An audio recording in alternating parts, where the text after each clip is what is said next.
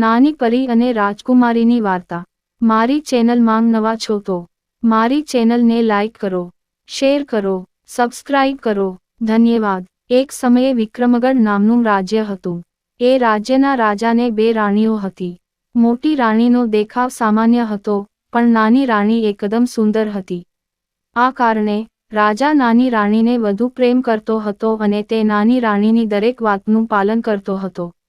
એક દિવસ નાની રાણીએ રાજાને મોટી રાણી વિશે ફરિયાદ કરી।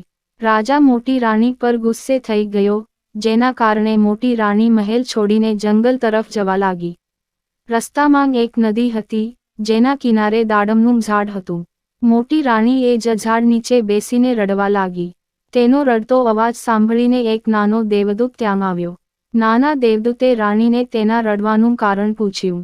રાણીએ રડતાં રડતાં તેને બધું કહી દીધું। મોટી રાણીની વાત સાંભળીને નાની પરીએ કહ્યું, આ નદીમાં 3 ડૂબકી મારીને સ્નાન કર। પછી આ દાડમના ઝાડમાંથી એક દાડમ તોડી લો। આમ કરવાથી તમે પણ સુંદર બનશો, પરંતુ મેં તમને કહ્યું છે એટલું જ કરો। આનાથી વધુ ન તો ઓછું કરો। આટલું કહીને નાનો દેવદૂત ત્યાંથી ગાયબ થઈ ગયો।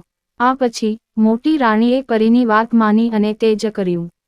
રાણીએ નદીમાં પ્રથમ ડૂબકી લગાવતાં જ તેના શરીરનો રંગ સ્પષ્ટ થઈ ગયો। બીજી વાર ડૂબકી મારતી વખતે રાણીનું શરીર સુંદર વસ્ત્રો અને ઝવેરાતથી સુશોભિત હતું। ત્રીજું ડૂબકી લેતા જ રાણીના વાળ લાંબા, ઘટ્ટ અને સુંદર થઈ ગયા। હવે મોટી રાણી ઘણી સુંદર બની ગઈ હતી। આ પછી નાની પરીએ કહ્યું તેમ નદીમાં 3 ડૂબકી માર્યા પછી રાણીએ દાડમના ઝાડમાંથી એક દાડમ તોડી નાખ્યો। દાડમ તોડતા જ તે ફૂટી ગયો અને દાડમના બધા દાણા સૈનિક બની ગયા। તે સૈનિકોએ રાણી માટે પાલખી તૈયાર કરી, જેમાં મોટી રાણી બેઠી હતી અને તેને રાજ્યમાં પાછી લાવી હતી। મહેલમાં પહોંચ્યા પછી મોટી રાણી રાજાને મળી ત્યારે તેને નાના દેવદૂતની આખી ઘટના રાજાને કહી। હવે રાજાને પોતાના કૃત્ય પર પસ્તાવો થવા લાગ્યો અને આ વખતે તેને નાની રાણીને મહેલની બહાર ફેંકી દીધી। જ્યારે મોટી રાણી નાની પરીની ઘટના રાજાને સંભળાવી રહી હતી ત્યારે નાની રાણી છુપાઈને આ બધું સાંભળી રહી હતી। આ કારણોસર મહેલમાંથી બહાર આવ્યા પછી તે સીધો નદી કિનારે ગયો અને તે જ દાડમના ઝાડ નીચે બેસીને રડવા લાગ્યો। નાની રાણીના રડવાનો અવાજ સાંભળીને નાની પરી ત્યાં દેખાઈ અને રાણીને તેના રડવાનું કારણ પૂછ્યું। નાની રાણીએ જૂઠું બોલીને નાની પરીને કહ્યું કે મોટી રાણીની સલાહથી રાજાએ તેને મહેલની બહાર ફેંકી દીધી હતી।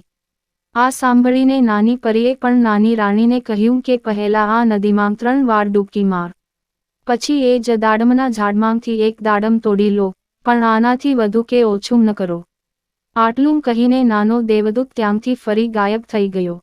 નાની પરીની વાત સાંભળીને નાની રાણી બહુ ખુશ થઈ ગઈ।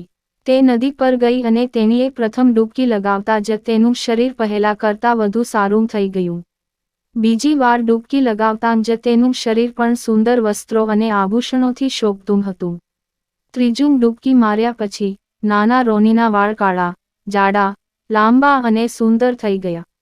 હવે નાની રાણી પહેલા કરતાં પણ વધુ સુંદર દેખાવા લાગી, પરંતુ નાની રાણીએ વિચાર્યું કે જો તે 3 ડૂબકી મારવાથી આટલી સુંદર બની શકે છે, તો તે વધુ ડૂબકી મારવાથી વધુ સુંદર બની જશે। એમ વિચારીને તેણે ઘણા ડૂબકી મારી। આમ કરવાથી નાની રાણીના શરીરના તમામ વસ્ત્રો ફાટી ગયા અને વૃદ્ધ થઈ ગયા। તેના તમામ દાગીના ગાયબ થઈ ગયા। તેના શરીરનો રંગ પણ ઘાટો થઈ ગયો। શરીર પર ફોલ્લીઓ અને ફોલ્લીઓ દેખાય છે। નાની રાણી હવે પહેલા જેવી સુંદર દેખાતી નહોતી। રડતી રડતી તે નદીમાંથી બહાર આવી અને દાડમના ઝાડમાંથી એક દાડમ તોડી નાખ્યો। દાડમ તોડતાં જ તે ફૂટી ગયું। તેમાંથી એક સાપ નીકળ્યો અને રાણીને ખાઈ ગયો। વાર્તામાંથી બોધ। નાના દેવદૂત અને નાની રાણીની વાર્તા આપણને શીખવે છે કે આપણે ક્યારેય અન્ય લોકો વિશે ખરાબ વિચારવું જોઈએ નહીં। પૂરી વાર્તા સાંભળવા માટે ધન્યવાદ।